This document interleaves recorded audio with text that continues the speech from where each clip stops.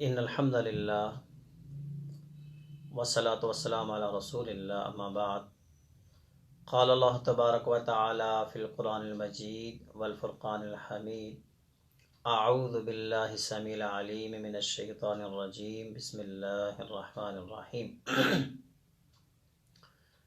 قال اللہ تبارک و تعالی فی القرآن المجید والفرقان الحمید وما ارسلناک الا رحمتا للعالمین۔ اے پیارے حبیب، ہم نے آپ کو تمام جہانوں کے لیے رحمت بنا کر بھیجا ہے۔ ہمارے نبی محترم سید المرسلین، سید الاولین والآخرین، شفیع المذنبین، امامنا فی الدنیا و امامنا فی الآخرہ جناب محمد رسول اللہ صلی اللہ علیہ وآلہ وسلم مستند تاریخ کے مطابق 9 ربیع الاول سوار کا دن صبح صادق کے وقت 22 یا 21 اپریل، جس سال ابرہہ نے بیت اللہ المحترم کو گرانے کے لیے ہاتھیوں کے ساتھ حملہ کیا تھا، جس طرح میں نے پچھلی ویڈیو میں کہا تھا، اس سال آپ اس دنیا میں بہار کے موسم میں تشریف لائے۔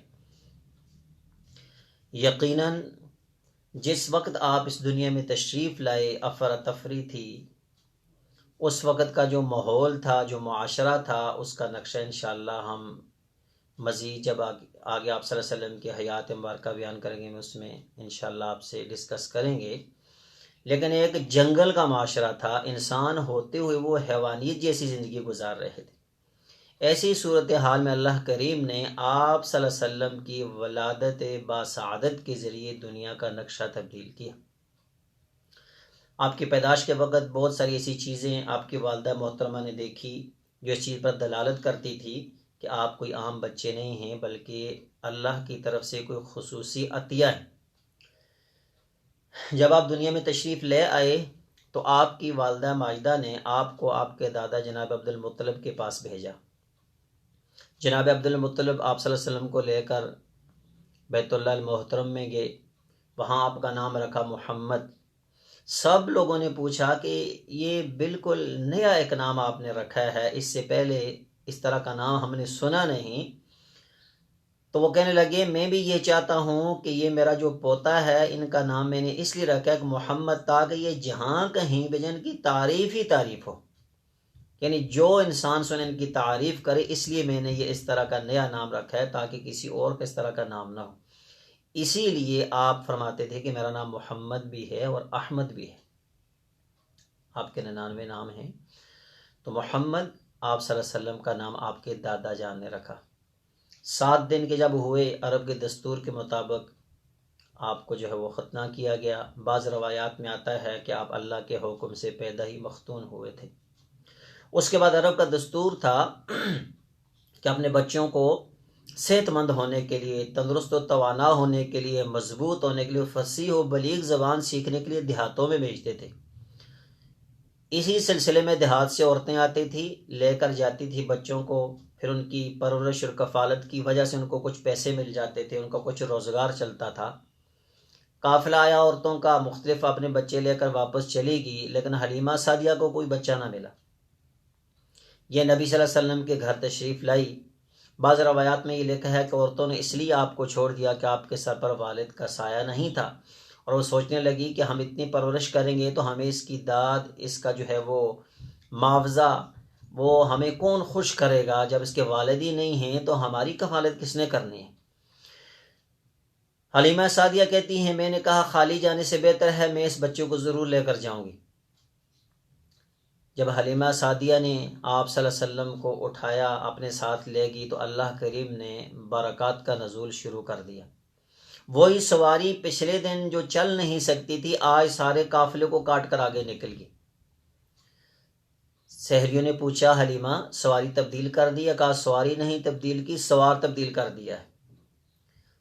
جب حلیمہ سعدیہ وہاں اپنے پڑاؤ میں پہنچی، نبی علیہ السلام کو انہوں نے جب اپنے ساتھ لے گایا تو پہلے وہ کہتی ہیں کہ ہمارے بچے کے لیے دودھ پورا نہیں ہوتا تھا، لیکن اتنی برکات ہوئی اللہ کی طرف سے کہ میرا جو جسم تھا وہ دودھ سے بھر گیا، اور سیر ہو کر نبی صلی اللہ علیہ وسلم فرماتے ہیں انہوں نے بھی پیا اور میرے بچے نے بھی دودھ پیا، اور میرا بچہ جو رات بھر روتا رہتا تھا بھوک کی وجہ سے، آج اتنا پرسکون سویا کہ جس طرح کسی انسان نے اس کو نیند کی میٹھی گولیاں دے دی۔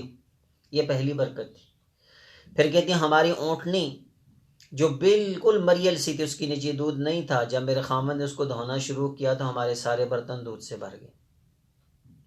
پھر فرماتی ہیں ہمارے جانور، ہماری بکریاں جو ہے جب شام کو واپس آتی تو وہ چر کر ان کی کوکھیں باہر نکلی ہوتی تھی، اور ان کے تھن جو ہے دودھ سے لبریز ہوتے تھے، بھرے ہوتے تھے، اور لوگوں کی بکریاں شام کو ویسے ہی واپس آتی تھی۔ لوگ کہتے تھے وہاں جا کر اپنی بکریاں چرواؤ جہاں پر حلیمہ سعدیہ جو ہے نا وہ اس کے بچے جہاں بکریاں چرواتے ہیں، وہاں جا کر ہم اپنی بکریوں کو چروا کر لایا کرو۔ یہ نبی صلی اللہ علیہ وسلم کی برکات تھی۔ اسی مختصر سے وقت میں آپ صلی اللہ علیہ وسلم کی رضاعت کے 2 سال پورے ہو گئے، لیکن حلیمہ سعدیہ کا دل کرتا تھا کہ آپ کسی طرح واپس نہ جائیں، چونکہ وہ آپ کی برکات دیکھ چکی تھی۔ انہوں نے آ کر آپ کی والدہ اور آپ کے دادا جان سے گزارشات کی کہ بچے کو میرے پاس کچھ عرصہ مزید چھوڑ دیں، لیکن جو اللہ کو منظور ہوتا ہے وہ انسان کے وہم و گمان میں نہیں ہوتا۔ اسی دوران نبی صلی اللہ علیہ وسلم کے ساتھ ایک واقعہ پیش آیا۔ آپ بچوں کے ساتھ کھیل رہے ہیں تو جبریل امین آئے، صحیح مسلم کی روایت ہے، آپ کو لٹایا، آپ کا سینہ مبارک چاک کیا، اور اس کے اندر سے دل نکالا، اس کو کھولا، اس میں جو سو خون کا لوتھڑا اس کو باہر نکالا، آپ کے دل مبارک کو آب زمزم سے دھویا، اور پھر اسی طرح بند کر کے آپ کے سینہ مبارک میں رکھ کر جو ہے اوپر سے سی دیا۔ یہ سین جب ساتھ والے بچوں نے دیکھا جو چھوٹے تھے وہ ڈر گئے، اور وہ بھاگتے بھاگتے گئے، جا کر کہنے لگے، آپ صلی اللہ علیہ وسلم کا نام لیا کہ محمد کو کسی نے قتل کر دیا۔ اب حلیمہ سعدیہ جو ہے وہ پریشان ہوگی، آ کر دیکھا نبی صلی اللہ علیہ وسلم کا رنگ پیلا پڑا ہوا ہے، آپ پریشان ہیں، اس وجہ سے وہ ڈر گئی، اور انہوں نے نبی صلی اللہ علیہ وسلم کو واپس اپنی والدہ کے پاس پہنچا دیا۔ اس وقت آپ کی عمر غالباً 5 سال کے قریب تھی۔ 1 سال آپ اپنی والدہ محترمہ کے ساتھ رہے۔ ان کی والدہ محترمہ بی بی آمنہ اپنے خاوند جناب عبداللہ کی قبر کے لیے اور اپنے جناب نبی محمد کریم صلی اللہ علیہ وسلم کے نانیال سے ملنے کے لیے مدینہ طیبہ چلی گئی، مکہ مکرمہ سے۔ آپ تھی، ساتھ آپ کی خادمہ ام ایمن تھی، اور آپ کے سسر عبد المطلب نبی صلی اللہ علیہ وسلم کے دادا تھے۔ 1 مہینہ رہنے کے بعد جب آپ واپس آئی تو راستے میں بیمار ہوگی، اور ابوا مقام پر جو ہے ان کا انتقال ہو گیا۔ اب دادا کے لیے ایک بہت بڑی پریشانی تھی، بہت بڑا پریشانی کا جو ہے وہ مسئلہ تھا کہ پہلے والد نہیں تھے، اور اب والدہ بھی چلے گی، تو وہ شدید ترین محبت کرنا شروع ہو گئے نبی صلی اللہ علیہ وسلم سے۔ عبد المطلب چونکہ سردار تھے، ان کے لیے جو ہے وہ بیت اللہ المحترم کے ساتھ جو ہے ایک فرش بچھایا جاتا تھا، ایک مسند بچھائی جاتی تھی، ان کے مقام کو سامنے رکھتے ہوئے وہ اس پر بیٹھتے تھے، اس کے اوپر کوئی نہیں بیٹھتا تھا، لیکن نبی صلی اللہ علیہ وسلم اس پر جا کر بیٹھ جاتے تھے، اور اگر آپ کے چچا جان میں سے کوئی آپ کو نیچے اتارنے کی کوشش کرتا تو وہ ان کو روکتے، ڈانٹتے، کہتے ہیں کہ یہ میرا بچہ ہے، اللہ اس کو سردار بنائے گا، اس کو نہ روکا کرو، آپ کے ساتھ پیار کرتے، محبت کرتے۔ اسی طرح جب آپ کی عمر مبارک 8 سال کی ہوئی تو آپ کے دادا جان کا بھی انتقال ہو گیا۔ پھر آپ کی پرورش، آپ کی ذمہ داری آپ کے مشفق چچا جناب ابو طالب نے لی، اور 40 سال تک نبی صلی اللہ علیہ وسلم ان کے ساتھ رہے۔ 40 سال کے بعد جب آپ کو اللہ نے نبوت سے سرفراز کیا، پھر بھی آپ کے چچا جان نے آپ کے ساتھ جو ہے محبت کا، شفقت کا وہی رویہ رکھا، اور ہر جگہ آپ کا تحفظ کیا۔ نبی صلی اللہ علیہ وسلم کی جو ذات مبارکہ تھی، ان کی جو اس کے اندر جو اللہ نے خوبیاں رکھی تھی، جو برکات رکھی تھی، وہ آپ کے چچا بھی جانتے تھے۔ بعض روایات میں آتا ہے کہ بارش نہیں ہو رہی تھی تو لوگوں نے کہا ابو طالب بارش کے لیے، دعا کے لیے نکلیں، تو آپ باہر نکلے، اپنے ساتھ ایک بچہ لائے اتنا خوبصورت کہ جس طرح ابھی ابھی بادلوں میں سے چاند نکلا ہو، تو ان کو جا کر بیت اللہ کے ساتھ ٹیک لگا کر کھڑا کر دیا۔ اللہ کریم نے بارش برسانا شروع کر دی۔ تو عربی کے شاعر نے اس کا یہی نقشہ کھینچا تھا کہ ایسا سفید چہرہ ہے کہ جن کے ذریعے اللہ سے بارش طلب کی جاتی ہے۔ یہ بچپن میں آپ کی خوبیاں تھیں۔ آپ کے چچا جان آپ کو تجارت کے سفر پر لے کر جانے لگے۔ بحیرہ راہب کا نام کا ایک بندہ راہب تھا،